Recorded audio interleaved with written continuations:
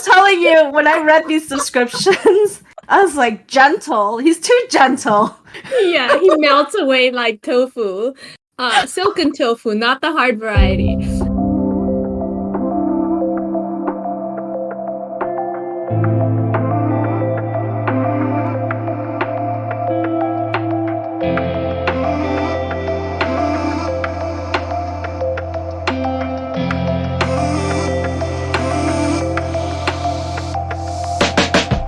Hi, this is Juniper. Hello, this is Elle. Welcome back to our pod. And today we wanted to do hopefully a fun, light, and relatively short episode, continuing on the theme of Lost You Forever. So we recently discussed season 1 after watching that, and we had feelings. And I personally, and I think Elle, you did too, had some strong positive and negative feelings. And we're, I think, frustrated as by some of the personalities on display on screen. So I think at some point I jokingly said to you, I'm like, my God, I wonder what these people's Myers-Briggs are. Right? And ta-da! We have them. And you said actually they put out their MBTI, which is short for Myers-Briggs, right? Yeah. On the production site, which I was like, oh, really? Not surprising, because I think recently you and I both realized that MBTI has, I don't know, taken China by storm. It's about like 10, 15 years too late. Like you and I, right, were probably into Myers-Briggs more than a decade ago. Not together, but separately. But, you know, I think you're probably much more familiar given your background. I mean, I don't know if you want to tell people your background. I have a psychology degree, although I don't practice psychology. Yes. Voodoo doctor psychology. Yeah, we did have to take the test, I think, in college, just for fun though, just as because we did take personality courses. It's really more about understanding yourself so you can relate better to other people. That's really the purpose of it. Right. And I was into it because of the same reason. I think I had to take it for business school. They profile you kind of just to help you understand, right? It's like a fun exercise, right? Like we should disclose that I think even though it's a tool for typing preferences for how people operate, right?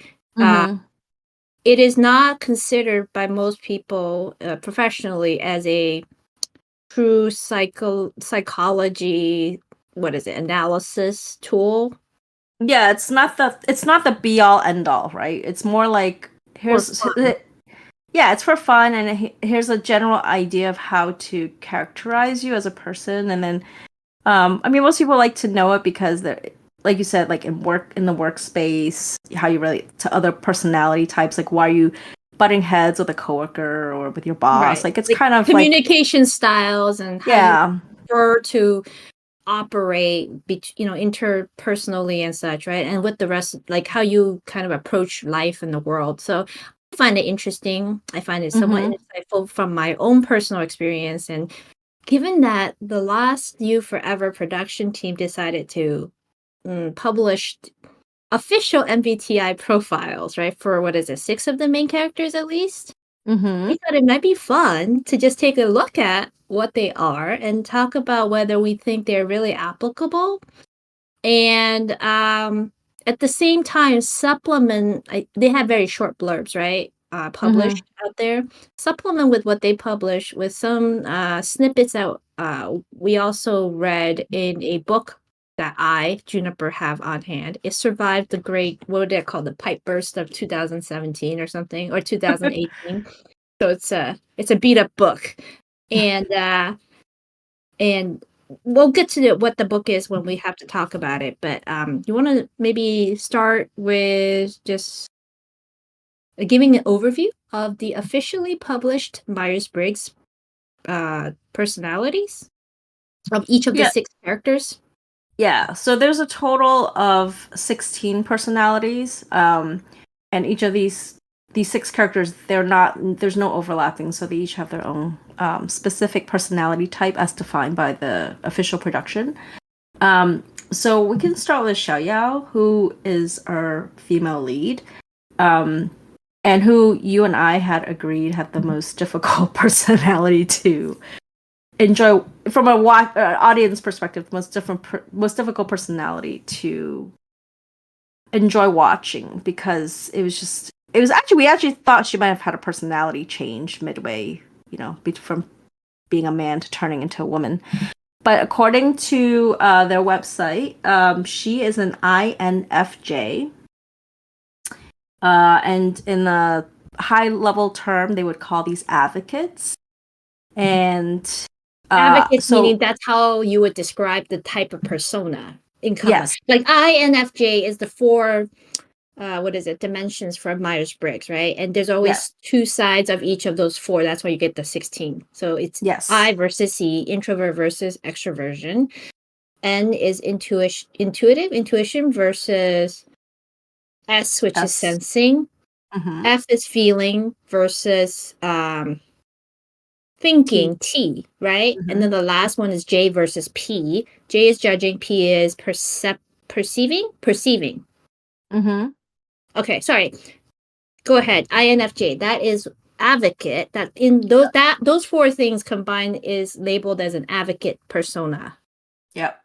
And so in the online sort of little placard they made for each character, they actually wrote out the descriptions that they are expressing is what her personality type has, which is kind, independent,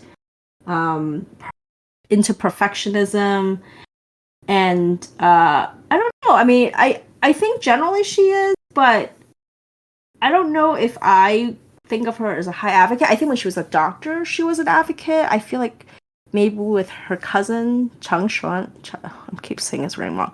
Well, and she's a realist, right? She's a realist. Like, yeah. I don't know. We had to put these, by the way, whoever's listening to this, we had to put these, which are published in Chinese, into Google Translate. So there's some awkwardness in translation. Yes. Like I say she's a realist, but they translate it as wide awake. I'm like, no. It just means she's pragmatic. Wide awake. Yeah, she's pragmatic. Okay, sorry, go ahead. No, so I'm just gonna roughly read what they're saying. Like, so they're saying that she's the type to seek meaning and connection between ideas, relationships, emotions, etc., and wanting to understand what motivates people, having strong insight into people, being good at hiding one's inner thoughts, having a sense of responsibility and sticking to one's own values, having her own goals and plans, and being decisive and resolute in doing things.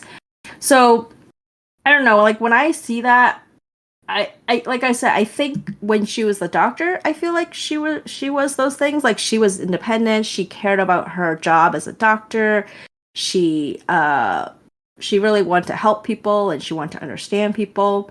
Like, especially when she cobbled together that little family of hers, like adopting Lao Wu, which we didn't talk about when we talked about the season, but like the father figure, because he's human, so his lifespan will be shorter than hers, and then adopting 2 orphan humans and raising them and making sure they got married. Like she was all like advocate, I believe, but I feel like when she became princess of Howling, like I feel like a lot of that kind of went away, and maybe she got another personality, as you said. Well, it's interesting because here maybe is a good time to bring in the book I have referred to, my poor beat-up book that survived the great pipe burst of 2018. So the book is actually called Just Your Type, by Paul Teeger and Barbara Barron Teeger. And it's a book about using MBTI to understand kind of relationship dynamics. So it's actually very much focused on romantic relationships, dating, and marriage, right? And helping people create healthier understandings and therefore more successful relationships, knowing how your partner, their kind of strengths and weaknesses in relation to you, because there's no absolute strength and weaknesses, right, in this world of MBTI. It's just more like, I'm a super introvert and you're a super extrovert. Maybe we don't get along so well if we didn't understand that about each other, right? So I had looked through that book very quickly to understand potential pitfalls as well as strengths, and highlight some bits which I thought was very interesting. So for her, Xiao's type, INFJ, it actually says they believe so deeply in the correctness of their positions sometimes that they could kind of, their single-mindedness can become a liability because it's not very flexible and they're kind of like stuck in this is the right answer. And I feel like that is very much like what she became about. I need to find Tushan Jing, he's the one, and I'm right, and I know what I must do, right? Like wait for him. I also highlighted this, which I thought was interesting, is that it's also vitally important that their partners be open and emotionally available to them, and that and I think that is kind of the insecurity part of her, right? She needs someone who is going to be 200% in. Well, really 100%, but it feels like 200. Like she doesn't want to. She doesn't want competition on that front, I think. Right. Like they should put her above everything, including their family, their careers, everything. Right. Yeah, there was one thing. Well, there was one thing in the INFJ that in the book also where they said their sensitivity can cause them to become defensive, to cut people off, or to reject ideas that don't meet their high standards. And I was like, that's exactly how she kind of treated Tu Shanjing too, which is when it didn't go her way, like which was when his life got turned upside down after being tricked into a marriage he didn't want to be in. She was just like, all right, this is over. That was right. And you had thoughts about that, right? We thought she was very unempathetic and therefore was unsympathetic as a person or character. Yeah. So yeah, right. I would say it covers most of who she is. I would agree. Yeah. Okay. All right. So in the interest of time, since we're trying to keep this short and hopefully still light, let's go on to the next character they published for, who is Xuan.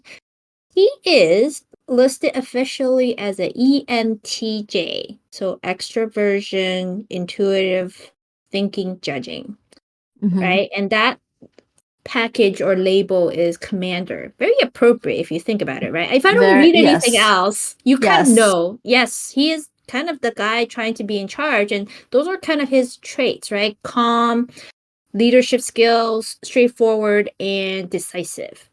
And he has natural leadership abilities. I'm reading off of the placard in translation. And is able to keep a cool head and make sophisticated analyses of impending dangers and difficulties. He is persistent and willing to give his all for his goals and requirements, and is very good at making long-term plans and programs. He's passionate and devoted in their relationships.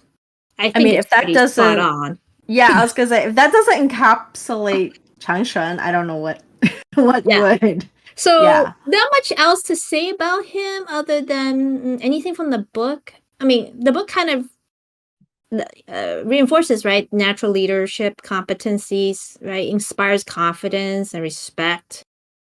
But go ahead. No, I saw one said that they're very career-driven, becoming so preoccupied with furthering their careers that they neglect their personal or family lives in the process. I think that's more severe end, because I think he would put his family above his power, but family only because of his devotion to Xiao. Like everything else, like the wife that he didn't marry someone else in season 1. That was purely political, purely career-driven decision. It wasn't because he had feelings for that poor woman. So, on one hand, I'm like, yeah, I think he's, they're still capable of putting their family first, like family that they feel are a true family. All right, so Tansha was an easy. It was like they lobbed that one over easy. Yeah, that was easy. They might as well have written the character based on the MBTI. Maybe that's how the author did it. She's like, oh, okay, I follow. I don't know if she knew MBTI when she wrote the novel over a decade ago or whenever this came out, but yeah. Over to you. Who's next? Okay, the next one is ISFJ. If anyone can guess who it is based on the descriptions, which is a guardian, and then the descriptions were loyalty, gentle, dedicated, exquisite. So drum roll, of course, are devoted to Shanjing. You sound thrilled. Because Sorry. I was telling you, when I read these descriptions, I was like, gentle. He's too gentle. He's like, yeah, he melts away like tofu. Silken tofu, not the hard variety. Sorry. He is exquisite. I mean, that's why all the girls liked him. Not knowing about all the scars on his body and everything. And obviously in his heart. But let's see, let me read the description for you. So it's described as quiet, friendly, and responsible, which he is. He's gentle, considerate, and loyal to his lover, paying attention to the little details and caring about her feelings. He will try his best to create an orderly and warm work and family environment. Very appropriate. Not just his lover, I think all his loved ones, right? I think that's part of his problem, juggling all of the... Yes, he could not say no to anyone. If he tried to say no, they wouldn't take no for an answer. It was like, no, I don't agree with you, so you're gonna do it. And he's just like, but I don't want to do it. And then they're like, you're gonna do it. And he was working against much stronger personality types, unfortunately. Yeah. If he hadn't been so gentle, he might have been able to get his way, but he was working with some really sneaky people. So yeah, I think that's appropriate. Guardian is a very good term. There was also another term, I think. Defender is another term I've read for this personality type. But I think Guardian's a little more protective sounding. Yeah. Except we don't like the way he protects, which is just with tears and empty promises. Stasis. let me just wait here and die with you. All right. Oh God, that was my... Yeah. Sorry. Would you like a few more seconds of venting? No, I'm good. We can come back and revent. We can come back. No, I'd rather talk about the next one. The next one is... Yes. So the next one is INTJ, which stands for introverted, intuitive thinking and judging. The label for this type is architect, and so kind of the top descriptors are, it's kind of opposite, right? Like there's inside and outside. What you see and what you actually could get on the inside is very different. Cold and firm, but hot on the inside, meaning I don't know if that's the appropriate translation. When I look at the original Chinese for the hot and the inside, it means they have a cold exterior, very calm exterior, but in the inside they're like, they have a lot of emotion. And the middle one that I see here is 重情重义, which is they actually care very much about loyalty and devotion. Like, they're very caring, actually. You just may not realize it. And this character is Xiang. Not surprising, hopefully, to anyone, right? He is very much, I mean, even his role in the story is military advisor, so very architect in that he's structuring strategies and how to, do things. And he's always up to something. They have grand plans. I've always kind of known more about INTJs because I think they're one of the fewer occurring personality types. Like so there's 16 types, right? You said? Not all of them appear in they're not real equal. Life. Yeah. It's not equal. It's not like the world is balanced with the same ratio of personalities. Yeah. Right. And it will differ by country and region because cultural differences too, right? But INTJ, at least based on, I think, the American and Western type of culture is very, very rare. Like, I think once I read it was only 1% to 2%, even as low as that. It could be higher. I don't know. Depends on how they sample it. So, and I just happen to know it because I've always thought they were very strange. And I think at one point, and you know who this is, I tried to date some guy who is an INTJ. And I was like, yeah, he's not as hot as Xiang, but he definitely had that kind of like, my God, like I'm not sure what to make of him. And there's what you see on the outside and what's in the inside, and everything he did, he was very like deliberate. Like he's like, I know what I need to do. I'm gonna do this. And then there's the emotional side of dating, which I'm going to treat separately. Like, it's very, like, precise in some ways. But yet, he made a mess of his life in some ways, too. So you're like, oh, you really don't have as good of a handle on your life as you think. Yeah. Are we talking about the guy or Xiang? When you say made a I think mess. it applies to both, right? Would you say? Like, Xiang is almost like made a mess of his own life by being so calculating and deliberate about every other thing he has to do. Right. Right? But he sees everything through because he believes so firmly in his plans. Well, because he's also loyal, right? He's loyal to the person who saved him. And now he's like, this is what I need to do for him and for his troops. Yeah. So... Oh, yeah. Yeah. So let me quickly read his description, and we can keep on that string, okay? So his short blurb underneath is possessing a strong and calm mind, good at achieving the goals he has carefully planned, cold on the outside but warm on the inside, like I said, with his own persistence in his heart, prudent, independent, and has high demands on himself and others. I think the high demands is really what ultimately, oftentimes, from what I read, does INTJs in.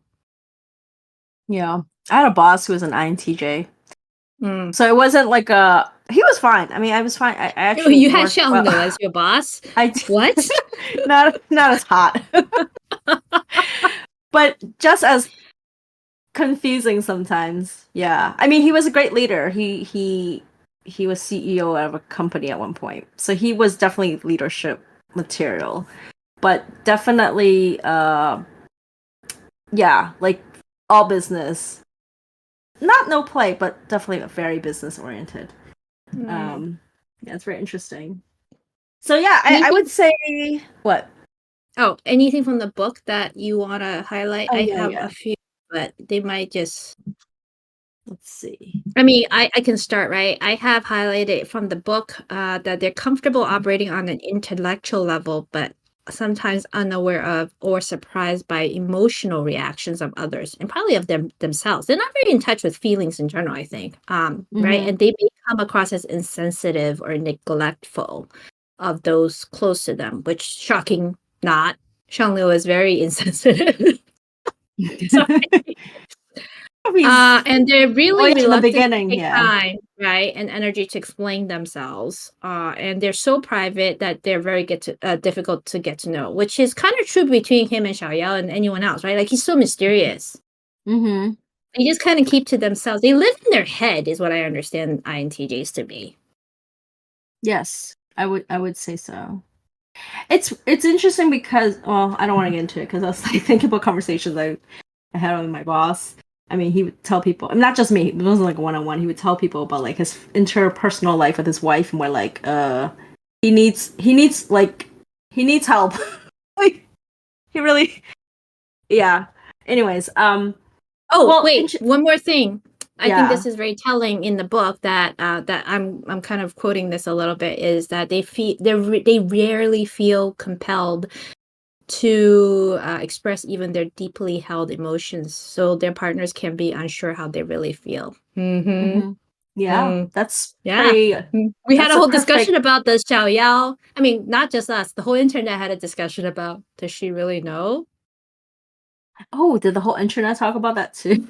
No, well, my whole internet, because again, I have a landslide. I know. I wish I could read the Chinese.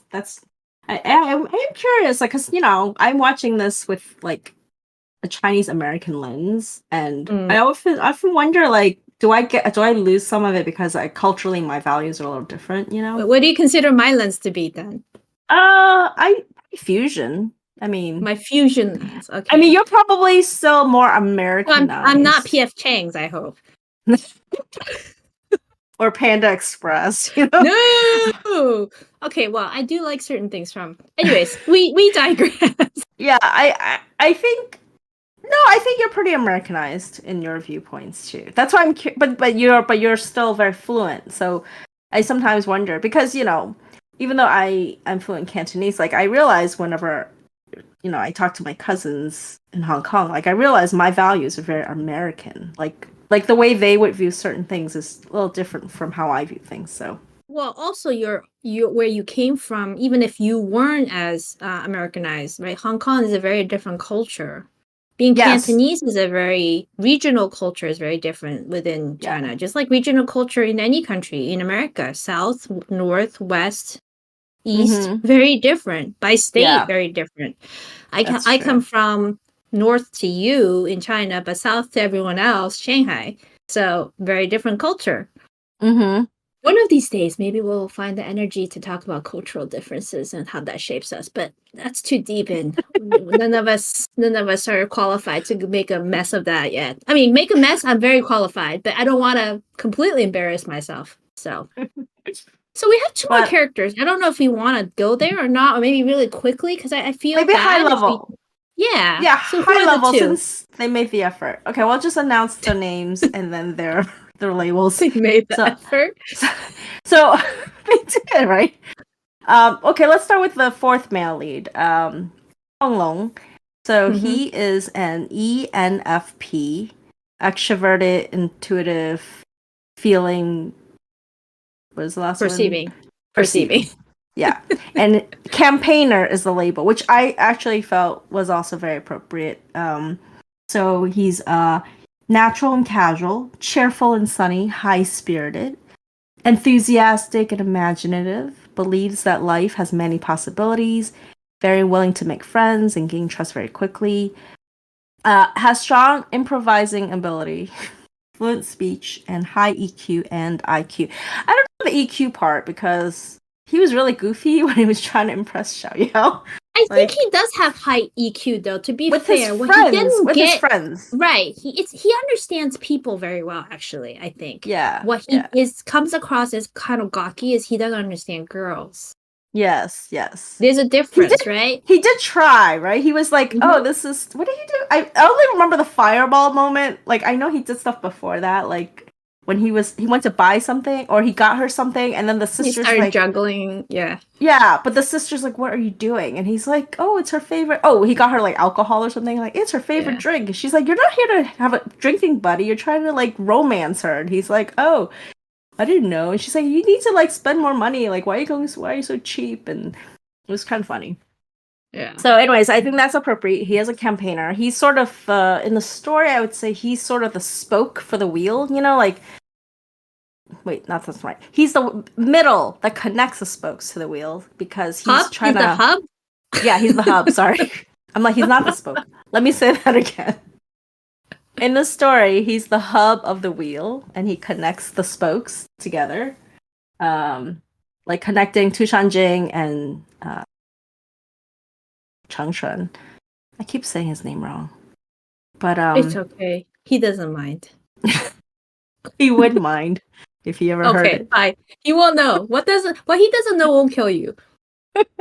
But yeah, like he was connecting everybody. He was like, and it's interesting, like how he and Tushan Jing are friends because personality-wise, they're very different. Like you would never think that they could be so, but I guess they treat each other like brothers. Well, it's his personality. Helps. He's so open and cheerful, and he like wants to help people, right? And he's like a buddy. So, anyways, the last one then, I'm about to. Sorry, I jumped ahead.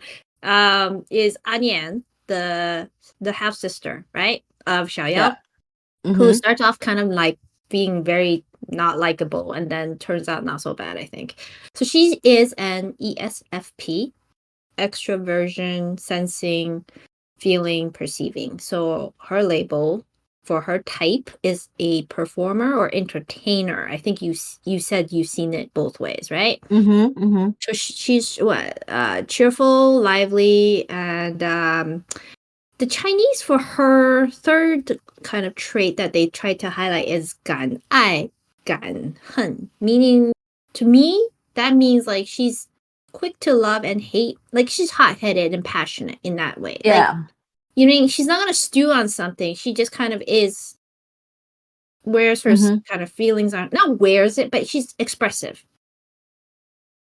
I can see that. Yeah, she is very expressive. She's very lively. So she as lovely and she's described as lovely and cheerful as an angel, outgoing and friendly. Love life. I think they mean loves her life and enjoys the beauty of the world. She dares to love and hate without dragging your feet, or her feet, I guess. Natural and unpretentious, strong, receptive ability, able to learn new things and adapt quickly. I think those are all true. In fact, I think when we were skimming this earlier, we're like, they should have just paired her, or the author should have just paired her off with Fenglong. Yeah, they would have been a cute Characters couple. who should not belong in this heavy-hearted, romance, what is it, pentagon? I don't know what the geometric shape is that this show. Well, I guess it's hub and spoke because it's all about Xiao all the time. So it's not like the men love each other, although it would have been much more interesting if the men formed some sort of weird relationships. Like, yeah, I could go after that CP. So, yeah. Yeah, so I was thinking about that, like, because they keep like he doesn't really have a romantic relationship with Xiao, and I don't think they will develop one in season 2. Mm-mm. So I was like, it would have been cute to see him with Nian, because like the whole season 1 was like she was ready to find a husband. I mean, her heart is with Xuan, but she's not like she realizes she can't have him, but she's okay. That's the difference between her and Xiao, right? Xiao is like all heartbroken, but like Nian is like, well, if that's not gonna happen, I guess I'm ready to find someone, and it's very different personalities, I think, driving that type of thinking. Yeah, they're too cheerful. Like, I think you said this in our pod about season 1, which is the 4 main characters. Is it 4? 4 main characters, meaning Xiao and the 3 main male leads, all have childhood trauma. Yes. Nian and Fenglong, they kind of have their own brand, but it's not the same depth. Yeah. And they at least they walked away more unscathed. Like, they survived that better. Yes. Maybe their parents weren't as crappy. Their parents weren't as crappy, it sounds like, and they were more like, I mean, obviously the princess was definitely sheltered. I mean, she also had Xuan like doing the duty of 5 brothers. I mean, he was very doting. so very doting. Busy. Very so busy. Doting, so patient. I'm like, my God, like I'm not even that patient with my child. Like, how is he so patient with his pseudo sister? And then, I think Fenglong, I mean, his sister and mother were, I guess, hostages, but he was still with his dad, so he wasn't. It's not like he was taken. He's not like Changshan, where he has no family ties, and no warm upbringing, I guess. So. Anyways, I would say this was very interesting, only because that production team put these out. I mean, they didn't have to, but they definitely put in some effort to build these profiles together, and they were kind of fun. Well, I don't know. Do we want to save more time to talk about 2 other things we could potentially talk about, or just leave it here? No, I want to talk about the pairings. Let's talk about the pairings. Okay, so in my book, I did look up the pairings, right? Because the book gives you some interesting potential things to watch out for the joys as well as pitfalls, right? If you pair some of these types. And I looked at Xiao, INFJ, versus I think the 2 main guys that were really had a chance with her, I think, right? Tangshan never had a chance, and Fenglong definitely is not in the race, really. Not realistically. So we looked at Xiang and Tushan Jing. Who do you want to start with? Let's start Tushan Jing and then end with Xiang. All right. So what do you want to say about Tushan Jing that you thought was interesting, that jumped out at you in the pairing? So it said that their relationship is complementary and comfortable because they easily understand and accommodate each other. And they also enjoy a predictable lifestyle, taking their commitments seriously and respect each other's rituals and routines. And I felt like, from a high level looking in, that does sound like them as a couple, where it's an easier dynamic. Yeah, it's like I like you, you like me. I mean, that's why a lot of people like it, because it feels like a first love type of romance where, right. There's no complexities when he was still not tied to other obligations yet, right? So I could see that. But then I know you really highlighted the frustrations that they could have as a couple. I see that too. as maybe a preview into what could come, if not already happened, right? Because, they're going to be endgame. We know that, I think, for a fact in the book as well as season 2. So it's not exactly, we don't have to watch season 2 to know that. But I think it's interesting and very insightful to say the ISFJs, that's Tushan Jing's type, right? Are very conservative and traditional, and then tend to be especially careful regarding anything unproven. But the non-conforming INFJs sometimes find that their partners are too slow and cautious, right, about new things. And INFJs Xiaoyao's type may end up feeling also a bit alone when kind of ISFJs don't get things, if that makes sense. Yeah, I mean, that was her frustration and already. They could get irritated with their partners, which you kind of see, right? She's kind of condescending towards him sometimes. Well, yeah, I mean, look, I mean, it was too. I feel like the dynamic was in the beginning, he sort of had the upper hand because she was desiring love from someone, and the only one who was showing interest in her was him, right? And she might have, she wasn't like, I don't think she entertained it until he was full on, like, pursuing her and courting her. And I think, but then when he realized he couldn't really be with her as he promised, that's why he did the whole, like, wait for me for 15 years. And she was kind of like hemming and hawing, like, maybe, maybe not. So I feel like that's sort of, that whole interaction is very similar to what you just read, which is, like, in the early days, it's great. And then once they have that issue, it's like she could have been very devoted and just say, yes, you're the only one. But she didn't, right? No. She did. She wasn't like, yeah, you're like, there. Why would I fall in love with another man? You're the one. Like, she doesn't even say that. And I don't think she thinks that. She's like, oh, maybe. But, she was still going on dates with, what's his name? Fenglong. No. Shanglo as, Feng Feng Bei. Yeah, she was going on tons of dates, and it was hurting. But honestly, though, who wouldn't want to go on a date with Feng Bei? I mean, he was definitely, like, fun, right? He took her gambling. He took her to the shows, like tea houses. He taught her archery. Like, he was, like, a fun guy, right? But she did that. I feel like she did that. I don't know if she did it on purpose, but I mean, it definitely would be like a needle. Like, you're needling Tushan Jing to be like, well, I think she definitely has that side to her, right? Like, okay, I'll wait for you, but in the meanwhile, I'm not gonna sit in my palace and not go anywhere, right? So it's interesting. Yeah. So, and we're not trying to say like, oh, they're doomed to failure. Although I will say that if we talk about this relationship again, because I see it coming. The author just did not write the story beyond that point to see it fail. Because the book we're kind of referencing these descriptions from talk about both the joys as well as the pitfalls, like I said. So it's like every pairing has that, and that's naturally reflective of real life. Can't be happy all the time, can't be sad all the time. Not every interaction or communication relationship is going to be perfect all the time, or horrible. And it's all, once you understand these things, I think the point of using MBTI for fun or otherwise is to try to understand, relate better, and interact and engage better. Right. With that said, let's get to our favorite pairing. Not pairing, our favorite character in this pairing. Yeah. So I highlighted a few things in terms of joys, if it was Xiao and Xiang, which is they need lots of time alone to process their ideas, so they understand and respect each other's privacy. The INTJs, which is Xiang, are drawn to INFJs because of their compassion, warmth, and concern for others. Well, that answers my question. Why does he like? What does he see in her? Sorry, go ahead. I mean, that's we talked about a little bit about that. They also admire the communication skills that come so naturally to most INFJs.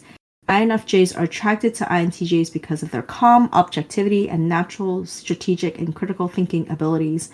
INFJs also admire their partner's independence and willingness to stick by their principles in the face of opposition or pressure.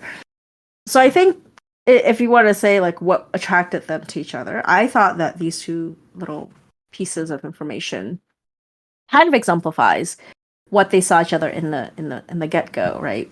And in the early stages, before things got hectic. But I know before Tushan Jing became part of, dominated the picture, but also before she had a complete 180 on her personality. Or maybe her personality, based on what we talked about earlier, is that it hasn't really changed. It's just that so I think, correct me if I'm wrong, I haven't read this for a long time. How your tendencies exhibit over time can change, and depending on the situation. Like, when there like shadow aspects of each dimension of your personality. Yeah, you're not gonna have. It's not like a hard black and white thing, right? Like it can, depending on your life experiences, it could. I mean, it's sort of like your personality could is influencing your reaction to things, but then also things around you could also influence your personality, so that it starts to move the needle a little bit. But I mean, what are you trying to allude to though in terms of Xiaoyao's personality? I mean, it's not important actually. I don't want to spend too much time, but just that maybe when the environment changed, she started exhibiting her preferences very differently. You mean? That might be that's interesting because the main thing that changed wasn't. I don't think the gender thing was as big a thing as her loss of independence, because it's the environment in which she has to exist. Yes. Like, she even asked the emperor, right? She's like, "Can I just be your daughter and not a princess?" Because, and because I rewatched some scenes from the beginning when she was like, when she was still a man and you didn't know her real identity in the context of the story, she was like sitting there listening to that spirit tell the story, basically tell the story of her life. And she acted like she had no idea what he was talking about, but obviously she did not have amnesia. Like, she knew exactly what he was referring to, like with talking about how she's the lost princess and what potentially could have happened to her. And I remember thinking, like, she had, and even when she realized Changshan's like real identity, she never wanted to go back because she's like, I have a life here. Right. It's a good life. It's a quiet life. I'm safe. So yeah, I guess, like, if you want to say, like, oh, she was forced to return to the palace, but she was, like, Changshan basically tortured her to make her go back, like, chased her through whatever mountains to get, or forests to get her, and once she was there, she's like a bird in a gilded cage. She couldn't do what she wanted to do, which was practice medicine, which is why I feel like that's all she did was practice poison arts. Like, if I can't heal people, I'll help the demon get stronger with poison. Yeah, I mean, that was the duality I said last time, right? Where I think it's almost like you can flip a switch in the story or show universe, where depending on the environment you're in, you can be a different person. I mean, Feng Bei is like that too, right? That's like the side of Xiang he can't express when he's actually Xiang. Yes, yes. And that's why. Oh wait, we're not on season 2 yet, so never mind. But I feel like in real life, yes, people might be like that, but I feel like it's hard to hide. Maybe you can do that. Maybe you and I hope, that maybe I shouldn't say that. Maybe we're very different people at work than we are at home, and versus with our high school friends, for example. So I'm just gonna stop, right? Because this then could go on for like 30 more minutes. But okay, let's say that it's possible. I still don't like it in the show because it's not how I want my drama characters to be that weirdly inconsistent. So, any pitfalls or frustrations you want to talk about? I mean, you had some. You I had some did. that you highlighted. Yeah, I didn't have any to add to what you picked. Well, I think it says what I highlighted was that they're just very different criteria. Like, they are just such different operators, right? That they often find themselves on opposite sides of issues. True. Emotionally and literally in the show, because they're enemies, right? And I think, because INTJs again are so analytical and critical, they don't take into account how people may feel, especially when they do things or not do things, right? Whereas INFJs are so about feelings and accommodating that they can flip flop all over the place, and the INTJs like, what is wrong with you? Like, why are you so weirdly inconsistent, right? And they, so I think those are I think one of the things I read just for the INTJ was that they don't like I think you already covered it, but like the fact that they don't express their inner emotions. And that was the biggest communication gap they had in their relationship. Like It's if very he had frustrating.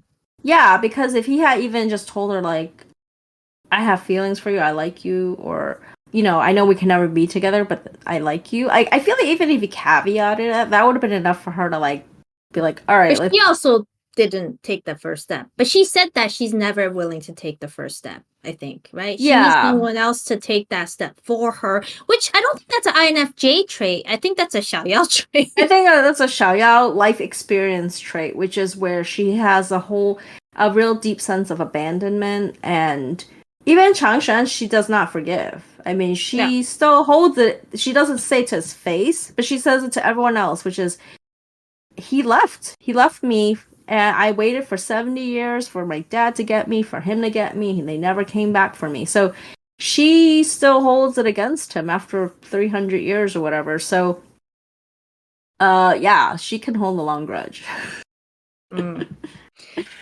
All right, so we said we were trying to make this short. It is not short. I think it's a bit longer than we intended. So should we just wrap, or was there anything else you want to talk about? I think it's pretty interesting. Yeah, I thought it was interesting. Just because we spend so much time with these characters, it's kind of interesting to see. Like I said, it seems like the production team put a lot of thought into putting these personality traits to show people. So just thought it'd be nice to share with people and see what they think as well. Yes. I mean, I'm sure a lot of people are familiar with Myers-Briggs or MBTI and have had fun with it, right? But not that we're professionals on this, but yeah, and I rarely see them applied to fictional characters, so that was kind of that was why it was interesting to me.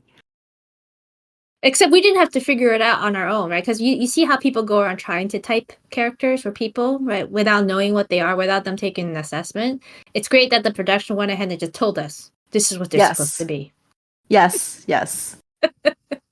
Well, wait, was your type on there? Mine's not. Mine type was not on there. Ah, thank God. It means we did not have traumatic childhoods. Can you imagine? You're like, oh my God, that's me. or very messy love lives, apparently, if you exist in this universe. Okay, I'm kidding. I don't want anyone to get offended whose personality type does show up in this. Yeah, just know it has you nothing to do with their, well, it's not nothing, but that's just one aspect of how they navigate, I think, the story universe. So yeah. It's there's no good or bad MBTI. It's just it just characterizes who you are. Yeah. All right. Well, it's been fun. Very fun, I think, in the sense of it's slightly different from what we usually have to talk about. And I don't know, maybe we'll have a chance to do this again with another show. Who knows, right? If the MBTI craze really takes root in China, maybe other productions will put out Oh my God, can you imagine? Oh my Everyone's gosh. now like, oh, I have to create MBTIs now for all these fictional characters. Well, yeah. Looking forward to the next conversation. Yeah. Well, until then, talk to you next time. Bye.